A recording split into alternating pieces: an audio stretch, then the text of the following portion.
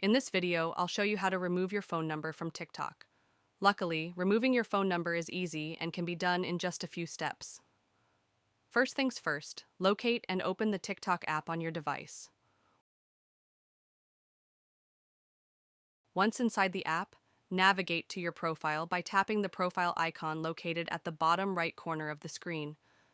Now that you're on your profile page, tap the three horizontal lines at the top right corner, then select Settings and Privacy. Next, tap on Account. Within this section, select Account Information. At the top of this menu, you'll see an option labeled Phone Number. Go ahead and tap on it. To remove your phone number from TikTok, simply tap Unlink Phone. A prompt will appear explaining what happens if you remove your phone number from your TikTok account. If you're ready to proceed after reading through the details, tap Remove. So that wraps up the tutorial.